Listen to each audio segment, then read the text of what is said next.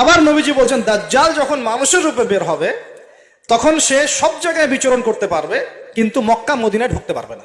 সলফে সালাহিন তারা বলছেন দাজ্জাল সব জায়গায় ভ্রমণ করবে, এটা এও ব্যাখ্যা হতে পারে সে নিজে সব জায়গায় যাবে না, বরং তার অনুসারীরা বিভিন্ন জায়গায় আধিপত্য বিস্তার করবে।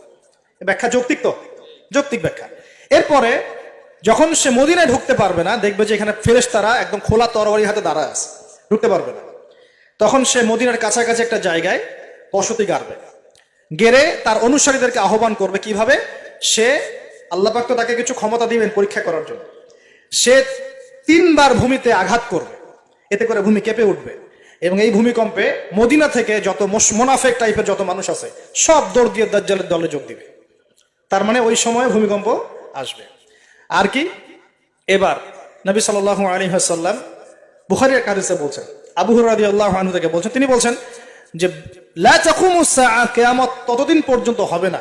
এই হাদিস দুটো একটু মনোযোগ দিয়ে শুনুন। কিয়ামত ততদিন পর্যন্ত হবে না যতদিন পর্যন্ত না ইউকবাদুল ইলম, জ্ঞানটাকে উঠিয়ে নেওয়া হয়। জ্ঞান কি হয়? উঠিয়ে নেওয়া হয়।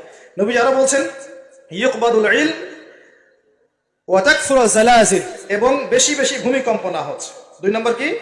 বেশি বেশি ভূমিকম্প না হচ্ছে। ওয়া তাকারাবুজ জামান, এবং সময় কাছাকাছি চলে না আসছে।